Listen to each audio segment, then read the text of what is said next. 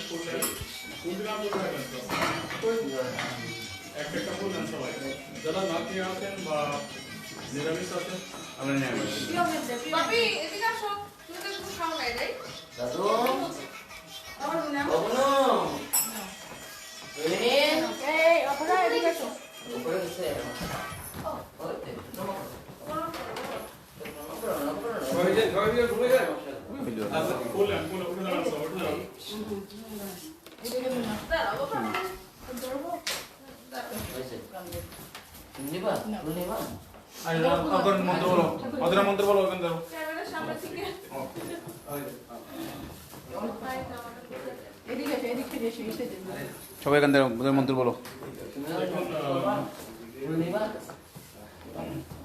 যে বংশে যেরকম নিয়ম ঠিক সেইভাবে করাই আমাদের দরকার, তাই না?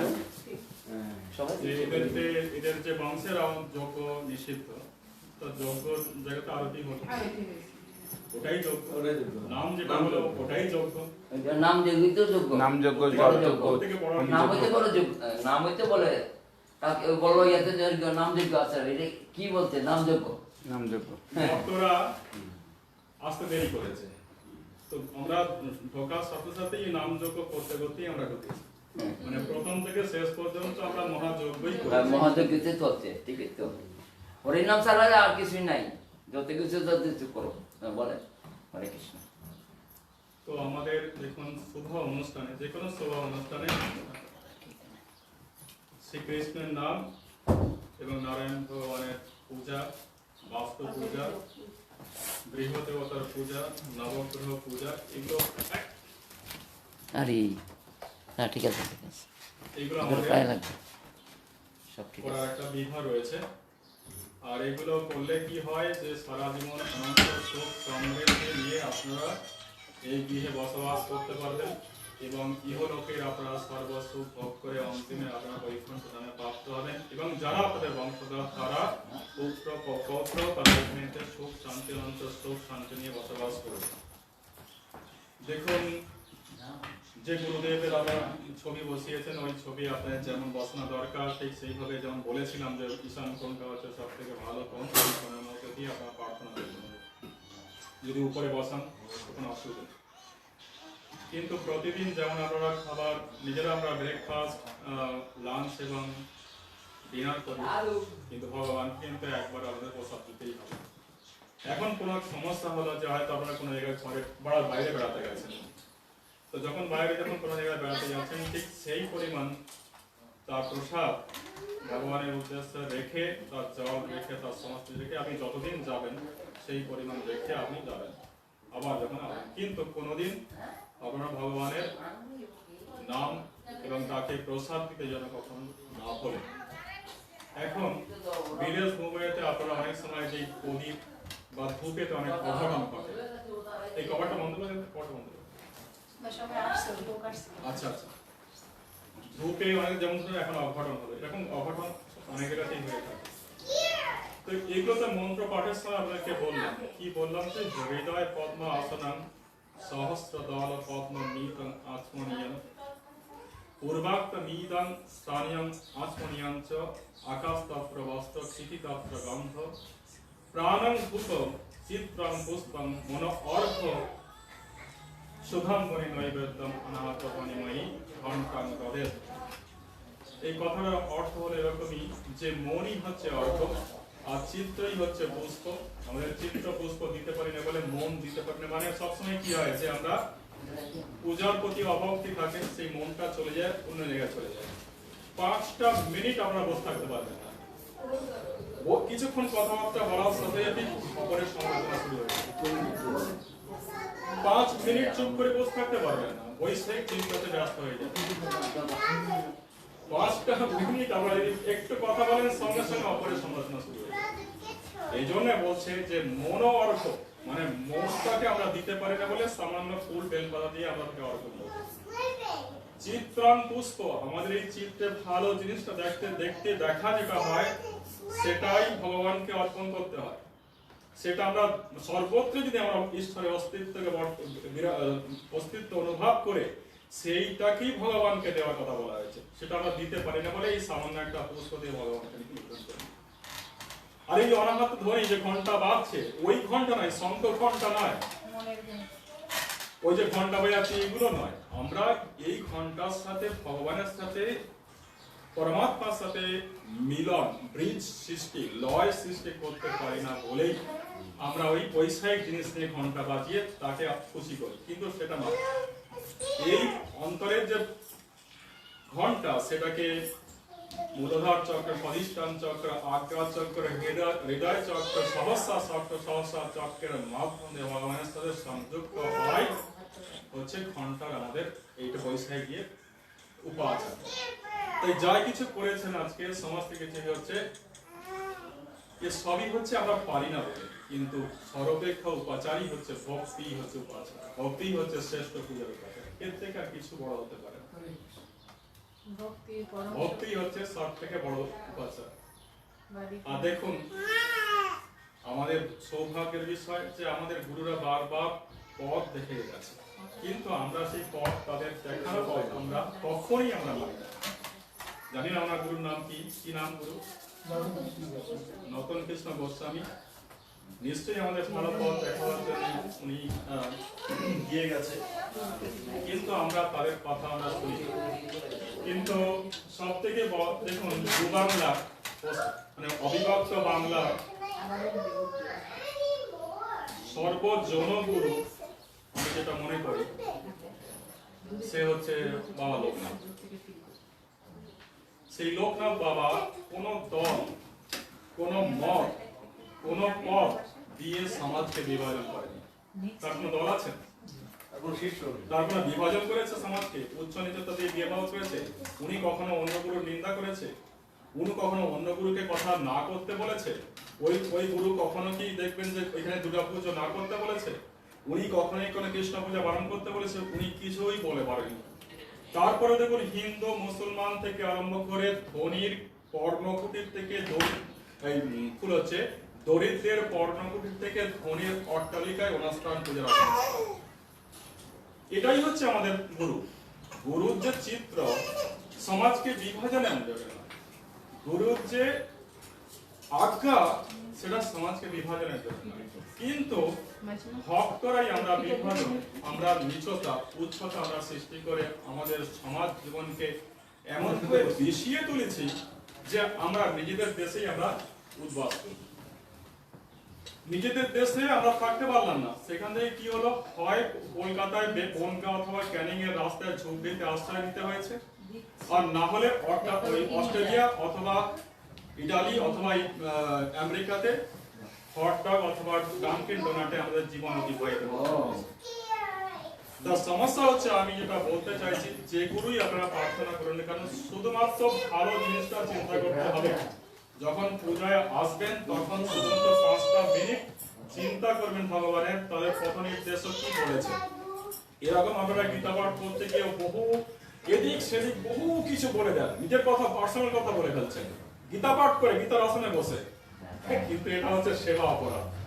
যে 23টা সেবা অপরাধ, তার মধ্যে একটা অপরাধ হচ্ছে গীতা পাঠে বসে ভগবানের নাম না কীর্তন করে পরের সমালোচনা করা। এটা হচ্ছে সেবা অপরাধ।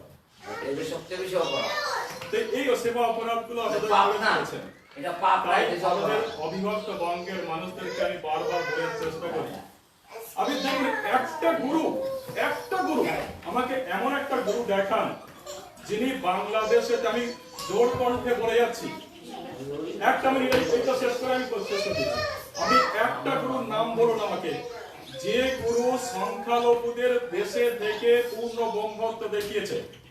তারা মুসলমানদের মার খেয়ে যেখানে সংখ্যালঘু ছিল সেখানে থাকতে পারেনি, সেখানে তাদের পূর্ণ ব্রহ্ম নারায়ণের কোনো ক্ষমতা তাদের হয়নি। কোথায় পূর্ণ ব্রহ্মত্ব লেগেছে?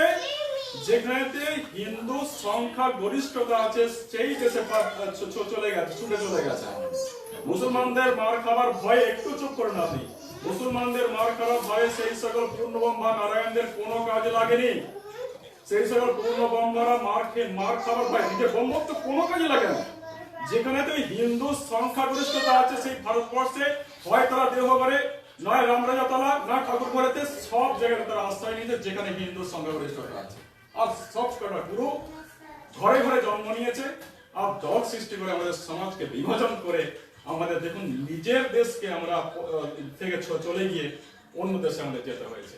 আর আমাদের একটাই মাত্র আমি মনে করি যে শ্রী চৈতন্য মহাপ্রভু আমাদের সব থেকে বড় গুরু, এবং তারপরে যদি কেউ সমাজকে যদি কিছু দিয়েছে, আমার মনে হয় সে হচ্ছে লক্ষ্মণ বাবা, যে তিনি কোন সমাজকে বিভাজন করেনি। এই বিভাজন নীতি, এই বর্ণবাদের নীতি এই করে আমাদের সমাজকে এমন ভাবে জড়িয়ে দিয়েছে যেটা আমাদের বঙ্গ বিভাগের মূল কারণ। আর আজও হিন্দুদের অত্যাচার হচ্ছে তার জন্য।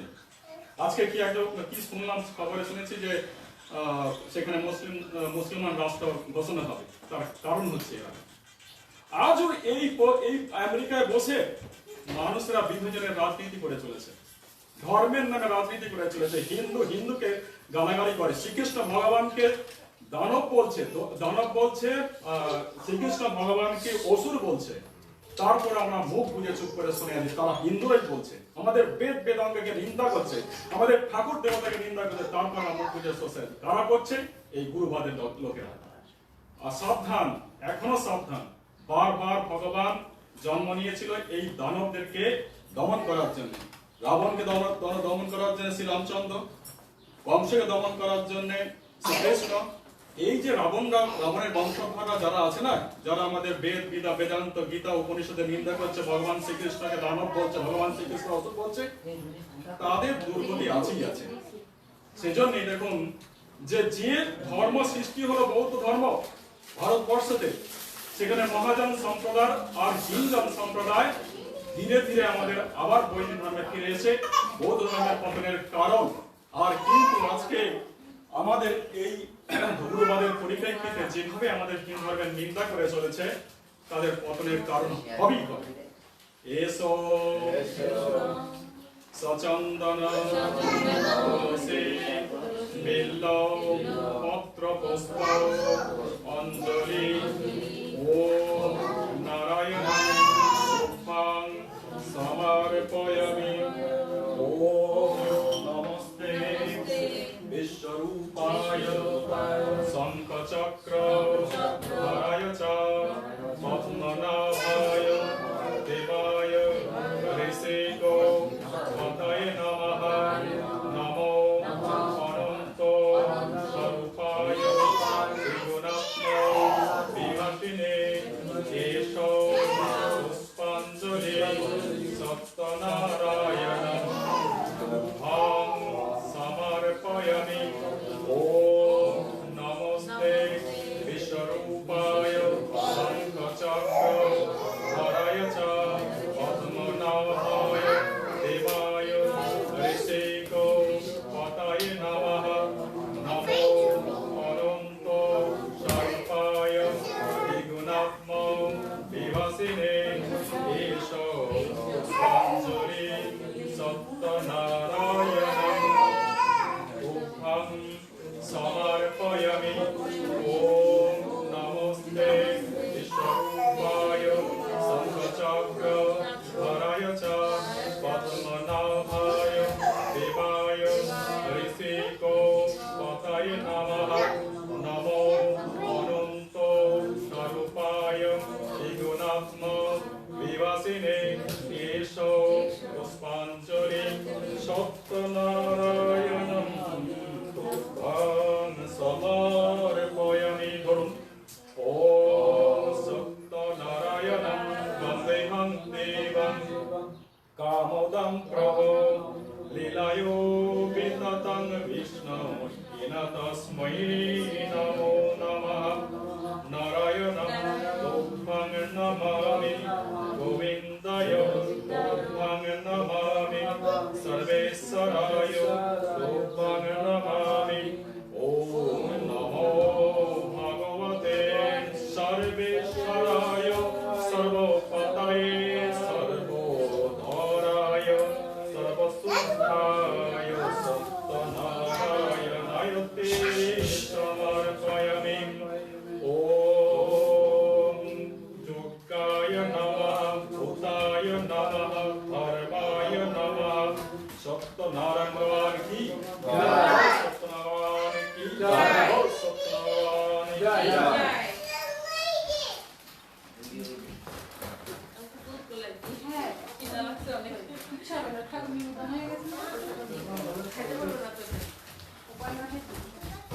আপনারা সবাই বাইরে চলুন।